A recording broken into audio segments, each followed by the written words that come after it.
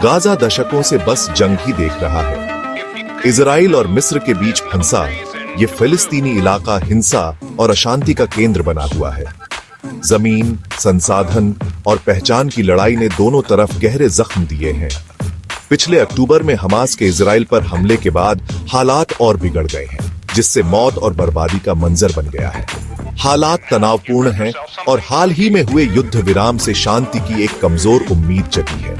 Hamas द्वारा बंधक बनाए गए लोगों का भविष्य अभी भी चिंता का विषय बना हुआ है, जो बातचीत की किसी भी कोशिश पर एक साया डालता है। दुनिया सांस रोककर देख रही है कि गाजा संघर्ष का ये नया अध्याय और खून खराबे में खत्म होगा या आखिरकार एक न्याय संगत और स्थायी शांति का रास्ता मिल पाएगा।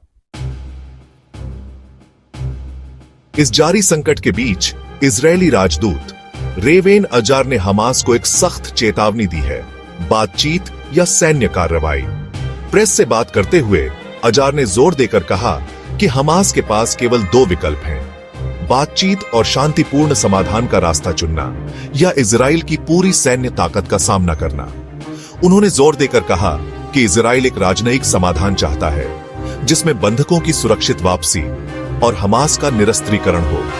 हालांकि अजार के शब्दों में एक स्पष्ट चेतावनी थी, अगर हमास हिंसा का रास्ता चुनता है तो इजराइल पूरी ताकत से जवाब देने से नहीं हिचकिचाएगा। उन्होंने न केवल इजराइल की सुरक्षा के लिए बल्कि स्वयं फिलिस्तीनी लोगों के भविष्य के लिए हमास के खतरे को खत्म करने की आवश्यकता के बारे में बात की। उनका संदेश स्पष्ट था, अब चुनाव हमास पर है और उस चुनाव के परिणाम गंभीर होंगे। अंतर्राष्ट्रीय समुदाय ने गाजा संकट पर निंदा, चिंता और संयम बरतने की अपील के साथ प्रतिक्रिया दी है। संयुक्त राष्ट्र ने दोनों पक्षों से युद्ध विराम का सम्मान करने और शांतिपूर्ण समाधान की दिशा में काम करने का आग्रह किया है। संयुक्त राष्ट्र की विशेष समन्वयक सिग्रिड काग ने राजनीतिक साहस और बातचीत के प्रति प्रतिबद्धता की आवश्यकता पर जोर दिया है, साथ ही कब्जे को खत्म करने, युद्ध विराम को बनाए रखने, फिलिस्तीनी प्राधिकरण में सुधार और गाजा के पुनर्निर्माण के महत्व पर जोर दिया है। इजराइल के कट्टर सहयोगी संयुक्त राज्य अमेरिका ने खुद का बचाव करने के इजराइल के अधिकार के लिए अपना पूरा समर्थन व्यक्त किया है। अमेरिकी राजदूत डोरोथी शिया ने हमास की निंदा की है, इसे खत्म करने का आह्वान किया है और सैन्य उद्देश्यों के लिए नागरिक बुनियादी ढांचे के इस्तेमाल की आलोचना की है। इस बीच फिलिस्तीनी प्रतिनिधियों ने अंतर्राष्ट्रीय समुदाय से इजराइल पर कब्जा खत्म करने और फिलिस्तीनी लोगों के मानवाधिकारों का सम्मान करने का दबाव बनाने का आग्रह करते हुए हिंसा को समाप्त करने का आह्वान किया है। दुनिया देख रही है और इंतजार कर रही है कि बातचीत और कूटनीति हिंसा और निराशा पर हावी होगी। गाजा संघर्ष ने इस क्षेत्र पर एक अमिट छाप छोड़ी है, जो संघर्ष की मानवीय कीमत की एक कठोर याद दिलाता है। अक्टूबर में हमास के इजराइल पर हमले के साथ शुरू हुआ हालिया संघर्ष जान माल के भारी नुकसान का कारण बना है। हजारों फिलिस्तीनी, जिनमें से कई नागरिक हैं, मारे गए हैं। उनके घर और जीवन हिंसा के निरंतर चक्र से बिखर गए हैं। गाजा से आ रही तस्वीरें दिल दहला देने वाली हैं। घायलों से भरे अस्पताल, अनाथ बच्चे, बिखरे हुए परिवार, युद्ध के भौतिक निशान हर जगह हैं। मलबे में तब्दील इमारतें, बुनियादी ढांचा चरमरा गया। पूरे मोहल्ले भूतिया शहरों में बदल गए। मनोवैज्ञानिक नुकसान अथाह है, क्योंकि बमबारी बंद होने के लंबे समय बाद भी हिंसा का आघात बचे लोगों को परेशान करता रहता है। इस संघर्ष ने गाजा में पहले से ही गंभीर मानवीय स्थिति को और बढ़ा दिया है, जिससे वहां के लोग भोजन, पानी, दवा और अन्य आवश्यक आपूर्ति की कमी से जूझ रहे हैं। दुनिया इस त्रासदी से आंखें नहीं फेर सकती। भाग 5, एक नाजुक युद्ध विराम, मलबे के बीच उम्मीद। हफ्तों की लगातार बमबारी और खून खराबे के बाद एक नाजुक युद्ध विराम ने गाजा में लड़ाई को अस्थायी रूप से रोक दिया है। अंतर्राष्ट्रीय मध्यस्थों द्वारा कराए गए इस युद्ध विराम का उद्देश्य हिंसा से बहुत जरूरी राहत प्रदान करना और गिरे हुए क्षेत्र में मानवीय सहायता के प्रवाह की अनुमति देना है।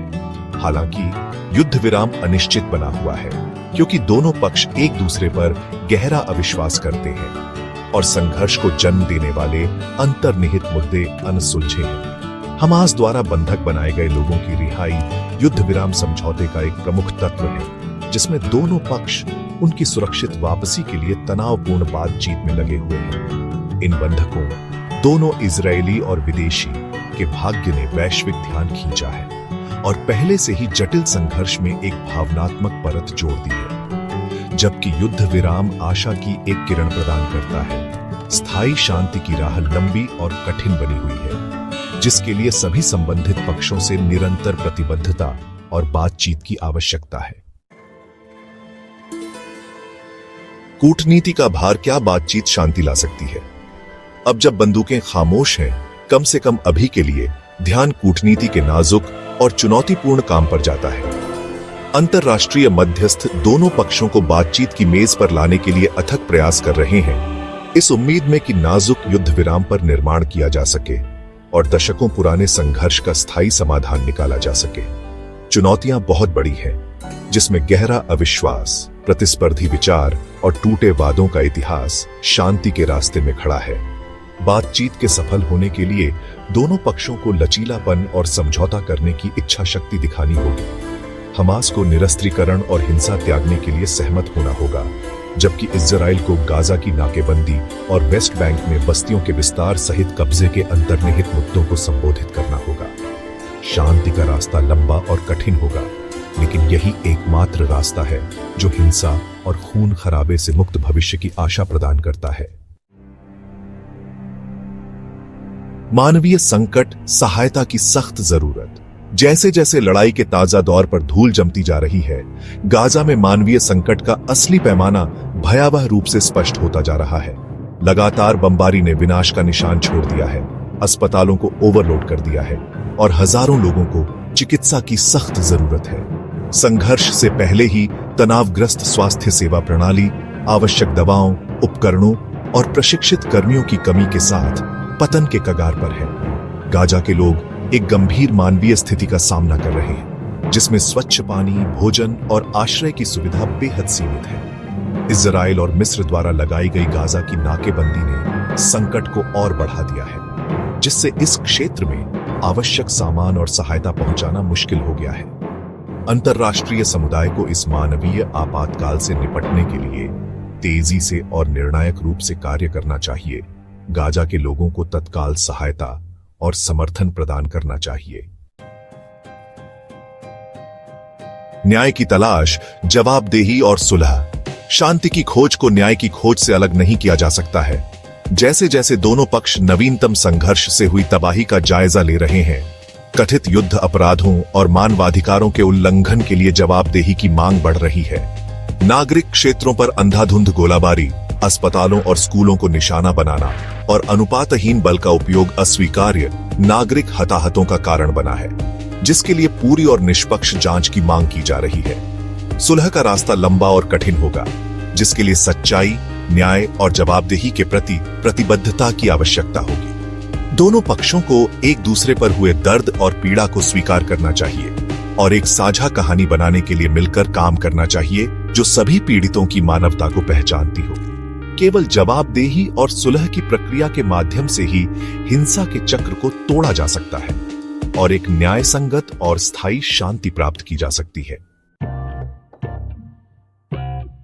अनिश्चित भविष्य, स्थायी शांति की पुकार।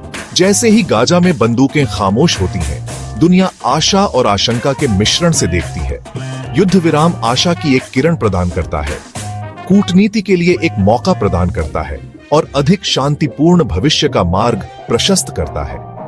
हालांकि दशकों से संघर्ष को हवा देने वाले अंतर्निहित मुद्दे अनसुलझे हैं, जो स्थायी शांति की संभावनाओं पर एक लंबी छाया डालते हैं।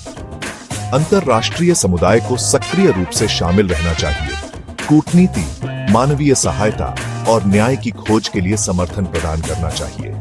एक न्याय संगत और स्थायी शांति के लिए संघर्ष की गतिशीलता में एक बुनियादी बदलाव की आवश्यकता है, जो हिंसा के मूल कारणों को संबोधित करता है और आपसी सम्मान, समझ और मान्यता के आधार पर एक साझा भविष्य के लिए स्थितियां बनाता है।